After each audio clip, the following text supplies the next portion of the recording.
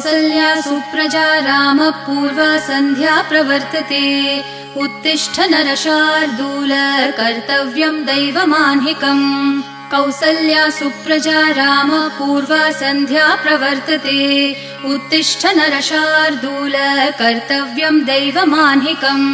उत्तिष्ठोत्तिष्ठ गोविन्द उत्तिष्ठ गरुडध्वज उत्तिष्ठ कमलाकान्त त्रैलोक्यं मङ्गलं कुरु उत्तिष्ठोत्तिष्ठ गोविन्द उत्तिष्ठ गरुडध्वज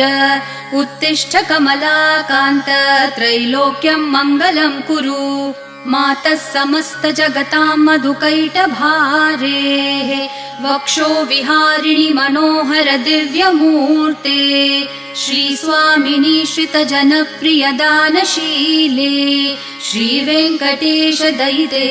तव सुप्रभातम् मातः समस्त जगतां मधुकैटभारेः वक्षो विहारिणि मनोहर दिव्यमूर्ते श्रीस्वामिनि श्रितजनप्रिय दानशीले श्रीवेङ्कटेश दयिते तव सुप्रभातम् तव सुप्रभातमरविन्दलोचने भवतु प्रसन्नमुखचन्द्रमण्डले विधिशङ्करेन्द्रवनिताभिरर्चिते वृषशैलनाथ दयिते दयानिधे अत्र्यादिसप्तऋषयः समुपास्य सन्ध्याम् आकाशसिन्धुकमलानि मनोहराणि आदाय पादयुगमर्चयितुं प्रपन्नाः शेषाद्रिशेखर विभो तव सुप्रभातम् पञ्चाननाब्ज भव षण्मुखवासवाद्याः त्रैविक्रमादिचरितं विबुधास्तुवन्ति भाषापतिः पठति वासरशुद्धिमारात् शेषाद्रिशेखर विभो तव सुप्रभातम् ईषत्प्रफुल्लसरसीरुहनारिकेलपूगद्रुमादिसुमनोहरपालिकानाम् आवाति मन्दमनिलः सह दिव्यगन्धैः शेषाद्रिशेखर विभो तव सुप्रभातम् उन्मील्य नेत्रयुगमुत्तम पञ्चरस्था पात्रावशिष्टकदलीफलपायसानि भूत्वा सलीलमथ केलिशुकाः पठन्ति शेषाद्रिशेखर विभो तव सुप्रभातम् तन्त्री प्रकर्ष मधुरस्वनया विपञ्च्या गायत्यनन्तचरितं तव नारदोऽपि भाषा समग्रमसकृत्करचाररम्यम् शेषाद्रिशेखर विभो तव सुप्रभातम् भृङ्गावली च मकरन्दरसानुविद्धझनकारगीतनिनदैः सह सेवनाय निर्यात्युपान्तसरसी कमलोदरेभ्यः शेषाद्रिशेखर विभो तव सुप्रभातम् योषागणेन वरदग्निविमथ्यमाने घोषालयेषु दधिमन्थन तीव्रघोषाः रोषात् कलिं वदधते ककुभश्च कुम्भाः शेषाद्रिशेखर विभो तव सुप्रभातम् पद्मेशमित्रशतपत्रगतालिवर्गाः हर्तुं श्रियं कुवलयस्य निजाङ्गलक्ष्म्या भेरीनिनादमिव बिभ्रति तीव्रनादम् शेषाद्रिशेखर विभो तव सुप्रभातम् श्रीमन्नभीष्टवरदाखिललोकबन्धो श्री श्रीनिवास जगदैकदयैकसिन्धो श्रीदेवतागृहभुजान्तर दिव्यमूर्ते श्रीवेङ्कटाचलपते तव सुप्रभातम् श्रीमन्नभीष्टवरदाखिललोकबन्धो श्री श्रीनिवास जगदेकदयैकसिन्धो श्रीदेवतागृहभुजान्तर दिव्यमूर्ते श्रीवेङ्कटाचलपते तव सुप्रभातम् श्रीस्वामी पुष्करिणिकाप्लवनिर्मलाङ्गाः श्रेयोर्थिनो हरविरिञ्च सनन्दनाद्याः द्वारे वसन्ति वरवेत्रहतोत्तमाङ्गाः श्रीवेङ्कटाचलपते तव सुप्रभातम् श्रीशेषशैलगरुडाचलवेङ्कटाद्रिनारायणाद्रिवृषभाद्रिवृषाद्रिमुख्याम् आख्यां त्वदीयवसतेरनिशं वदन्ति श्रीवेङ्कटाचलपते तव सुप्रभातम् सेवापरः शिवसुरेश कृशानुधर्मरक्षोऽम्बुनाथ पवमानधनाधिनाथाः बद्धाञ्जलि प्रविलसन्निज शीर्षदेशाः श्रीवेङ्कटाचलपते तव सुप्रभातम् घाटेषु ते विहगराज मृगाधिराज नागाधिराज गजराज हयाधिराजाः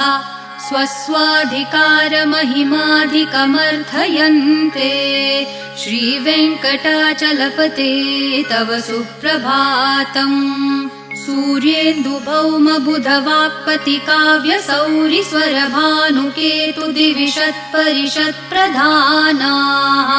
त्वद्दासदासचरमावधिदासदासाः श्रीवेङ्कटाचलपते तव सुप्रभातम् त्वत्पादधूलिभरितस्फुरितोत्तमाङ्गाः स्वर्गापवर्गनिरपेक्षनिजान्तरङ्गाः कल्पागमाकलनयाकुलतां लभन्ते श्रीवेङ्कटाचलपते तव सुप्रभातम् त्वद्गोपुराग्रशिखराणि निरीक्षमाणाः स्वर्गापवर्गपदवीं परमाश्रयन्तः मर्त्या मनुष्यभुवने मतिमाश्रयन्ते श्रीवेङ्कटाचलपते तव सुप्रभातम् श्रीभूमिनायकदयादिगुणामृताब्धे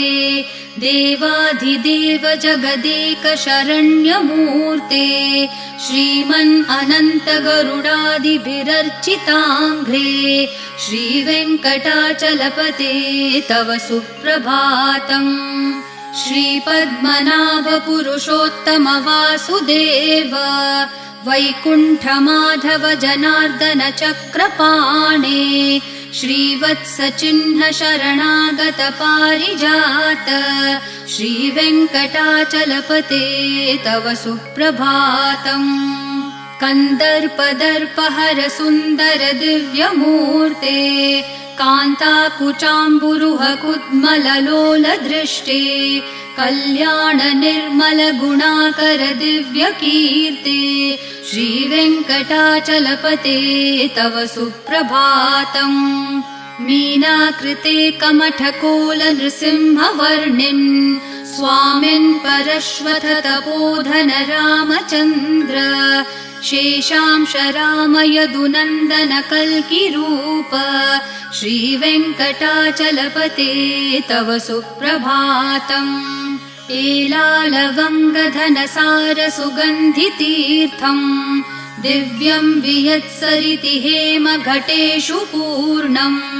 धृत्वाद्य वैदिकशिखामणयः प्रहृष्टा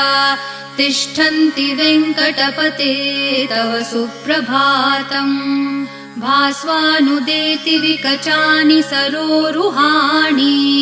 सम्पूरयन्ति निनदैः ककुभो विहङ्गाः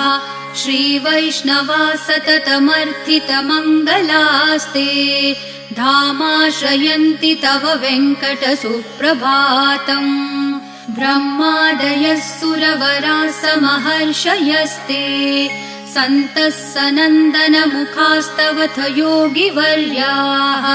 धामान्तिके तव हि मङ्गलवस्तु हस्ताः श्रीवेङ्कटाचलपते तव सुप्रभातम् लक्ष्मीनिवास निरवद्य गुणैकसिन्धो संसार सागर समुत्तरणैकसेतो वेदान्तवेद्य निज वैभव भक्त भोग्य श्रीवेङ्कटाचलपते तव सुप्रभातम्। लक्ष्मीनिवास निरवध्य गुणैकसिन्धो संसारसागर समुत्तरणैकसेतो वेदान्तवेद्य निज वैभव भक्त भोग्य श्रीवेङ्कटाचलपते तव सुप्रभातम्। इत्थं वृषाचलपतेरिह सुप्रभातम्। ये मानवः प्रतिदिनं पठितुं प्रवृत्ताः तेषां प्रभातसमयस्मृतिरङ्गभाजाम् प्रज्ञां परार्थसुलभां परमां प्रसूते। इत्थं वृषाचलपतेरिह सुप्रभातम्। ये मानवः प्रतिदिनं पठितुं प्रवृत्ताः तेषां प्रभातसमयस्मृतिरङ्गभाजाम् प्रज्ञां परार्थसुलभां परमां प्रसूते। कमलाकुचूचुककुङ्कुमतो नियतारुणतातुलनीलतनो कमलायतलोचनलोकपते विजयी भव वेङ्कटशैलपते। कमलाकुचूचुककुङ्कुमतो नियतारुणतातुलनीलतनो कमलायतलोचनलोकपते विजयी भव वेङ्कटशैलपते। स चतुर्मुख षण्मुख पञ्चमुख प्रमुखाखिल दैवतमौलिमणे शरणागतवत्सल सारनिधे परिपालय मां वृषशैलपते। अतिवेलतया तव दुर्विषहै अनुवेलकृतैरपराधशतैः भरितं त्वरितं वृषशैलपते परया कृपया परिपाहि हरे। अधिवेङ्कटशैलमुदारमते जनताभिमताधिकदानरतात् परदेवतया गदितान्न गमै कमलादयितान्न परं कलये। कलवेणुरवावशगोपवधू शतकोटिवृतात् स्मरकोटिसमात् प्रतिवल्लविकाभिमतात् सुखदात् वसुदेवसुतान्न परं कलये। अभिराम गुणाकरदाशरथे जगदेकधनुर्धर धीरमते रघुनायक राम रमेश विभो वरदो भवदेव दया जलदे। अवनीतनया कमनीयकरं रजनीकर चारुमुखाम्बुरुहम् रजनीचरराजतमो मिहिरं महनीयमहं रघुराममये। सुमुखं सुहृदं सुलभं सुखदं स्वनुजं च सुखाय ममोघशरम् अपहाय रघुत्वहमन्यमहं न कथञ्चन कञ्चन जातु भजे। विना वेङ्कटेशं ननाथो ननाथ सदा वेङ्कटेशं स्मरामि स्मरामि। हरे वेङ्कटेश प्रसीद प्रसीद प्रियं वेङ्कटेश प्रयच्छ प्रयच्छ। विना वेङ्कटेशं ननाथो ननाथ सदा वेङ्कटेशं स्मरामि स्मरामि। हरे वेङ्कटेश प्रसीद प्रसीद प्रियं वेङ्कटेश प्रयच्छ प्रयच्छ। अहं दूरतस्ते पदाम्भोजयुग्म प्रणामेच्छयागत्य सेवां करोमि। सकृत्सेवया नित्यसेवाफलं त्वं प्रयच्छ प्रयच्छ प्रभो वेङ्कटेश। अज्ञानिना मया दोषान् अशेषान् विहितान् हरे क्षमस्वत्वं शेषशैलशिखामणे। अज्ञानिना मया दोषान् अशेषान् विहितान् हरे क्षमस्वत्वं शेषशैलशिखामणे। ईशानां जगतोऽस्य वेङ्कटपतेर्विष्णोः परां प्रेयसीं तद्वक्षस्थलनित्यवासरसिकां तच्छान्तिसंवर्धिनीं पद्मालङ्कृतपाणिपल्लवयुगां पद्मासनस्थां श्रियम् वात्सल्यादिगुणोज्ज्वलां भगवतीं वन्दे जगन्मातरम् ईशानां जगतोऽस्य वेङ्कटपतेर्विष्णोः परां प्रेयसीं तद्वक्षस्थलनित्यवासरसिकां तच्छान्तिसंवर्धिनीं पद्मालङ्कृतपाणिपल्लवयुगां पद्मासनस्थां श्रियम् वात्सल्यादिगुणोज्ज्वलां भगवतीं वन्दे जगन्मातरम् श्रीमान् कृपाजलनिधे कृतसर्वलोकसर्वज्ञ शक्तनतवत्सल सर्वशेषिन् स्वामिन् सुशीलसुलभाश्रितपारिजात श्रीवेङ्कटेश चरणौ शरणं प्रपद्ये श्रीमान् कृपाजलनिधे कृतसर्वलोकसर्वज्ञ शक्तनतवत्सल सर्वशेषिन् स्वामिन् सुशीलसुलभाश्रितपारिजात श्रीवेङ्कटेश चरणौ शरणं प्रपद्ये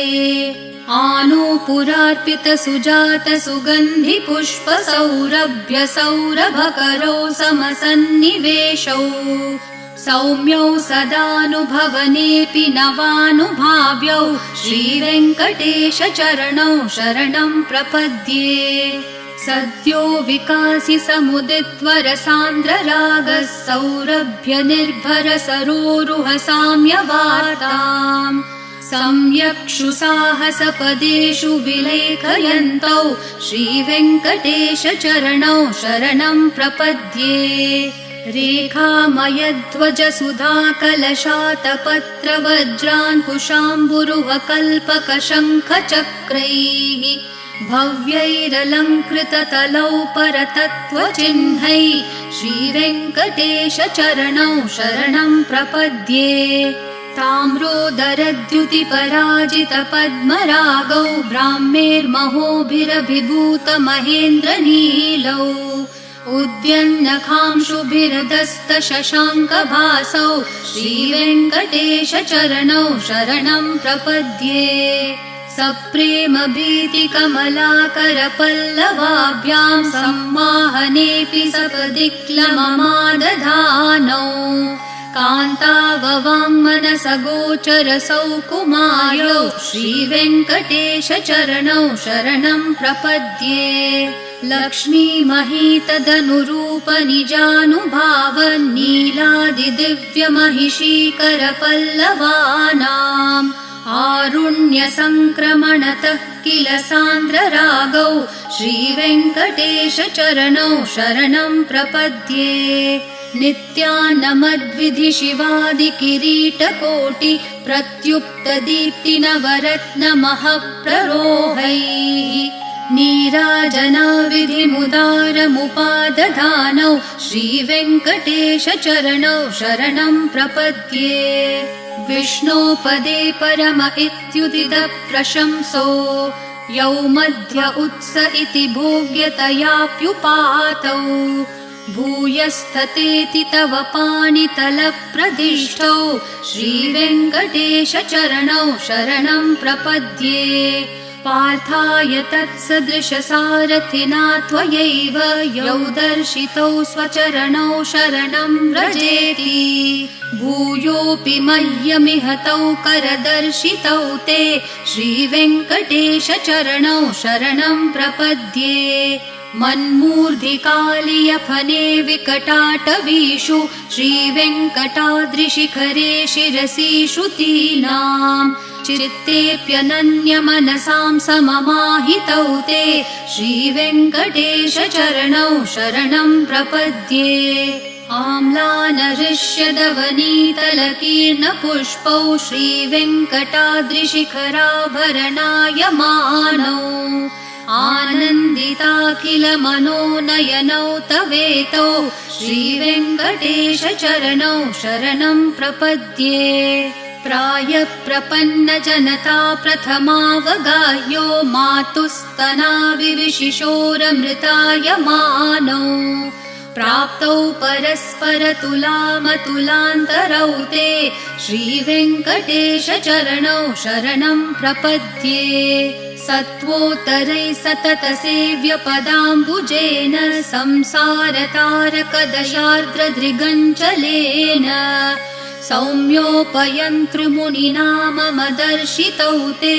श्रीवेङ्कटेशचरणौ शरणं प्रपद्ये सत्वोत्तरैः सततसेव्यपदाम्बुजेन संसारतारकदशार्द्रदृगञ्चलेन सौम्योपयन्तृमुनिना मम दर्शितौ ते श्रीवेङ्कटेशचरणौ शरणं प्रपद्ये श्रीशश्रिया घटिकया त्वदुपाय भावे प्राप्ये त्वयि स्वयमुपेयतया स्फुरन्त्या नित्याश्रिताय निरवद्य गुणाय तुभ्यं स्यां किङ्करो वृषगिरीश न जातु मह्यम् श्रीशश्रिया घटिकया त्वदुपाय भावे प्राप्ये त्वयि स्वयमुपेयतया स्फुरन्त्या नित्याश्रिताय निरवद्य गुणाय तुभ्यं स्यां किङ्करो वृषगिरीश न जातु मह्यम् श्रियः कान्ताय कल्याणनिधये निधयेऽर्थिनां श्रीवेङ्कटनिवासाय श्रीनिवासाय मङ्गलम् श्रियः कान्ताय कल्याणनिधये निधयेऽर्थिनां श्रीवेङ्कटनिवासाय श्रीनिवासाय मङ्गलम् लक्ष्मी सविभ्रमालोकसुप्रविभ्रमचक्षुषे चक्षुषे सर्वलोकानां वेङ्कटेशाय मङ्गलम् श्रीवेङ्कटाद्रिशृङ्गाग्रमङ्गलाभरणाङ्ग्रये मङ्गलानां निवासाय श्रीनिवासाय मङ्गलम् सर्वावयवसौन्दर्यसम्पदा सर्वचेतसां सदा सम्मोहनायास्तु वेङ्कटेशाय मङ्गलम् नित्याय निरवध्याय सत्यानन्दचिदात्मने सर्वान्तरात्मने श्रीमद्वेङ्कटेशाय मङ्गलम् स्वतः सर्वविदे सर्वशक्तये सर्वशेषिणे सुलभाय सुशीलाय वेङ्कटेशाय मङ्गलम्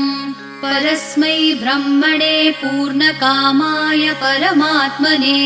प्रयुञ्जे परतत्त्वाय वेङ्कटेशाय मङ्गलम् आकालतत्त्वमशान्तम् आत्मनामनुपश्यताम् अतृप्तामृतरूपाय वेङ्कटेशाय मङ्गलम् प्रायस्वचरणौ पुंसां शरण्यत्वेन पाणिना कृपया दिशते श्रीमद्वेङ्कटेशाय मङ्गलम् दयामृत्तरङ्गिन्यास्तरङ्गैरिव शीतलैः अपाङ्गैः सिञ्चते विश्वं वेङ्कटेशाय मङ्गलम् सद्भूषाम्बरहेतिनां सुषमावहमूर्तये सर्वार्तिशमनायास्तु वेङ्कटेशाय मङ्गलम् श्रीवैकुण्ठविरक्ताय स्वामि पुष्करिणीतटे रमया रममाणाय वेङ्कटेशाय मङ्गलम् श्रीवैकुण्ठविरक्ताय स्वामि पुष्करिणीतटे रमया रममाणाय वेङ्कटेशाय मङ्गलम् श्रीमत्सुन्दरजामातृमुनिमानसवासिने सर्वलोकनिवासाय श्रीनिवासाय मङ्गलम् मङ्गलाशासनपरैर्मदाचार्य पुरोगमैः सर्वैश्च पूर्वैराचार्यैः सत्कृतायास्तु मङ्गलम्।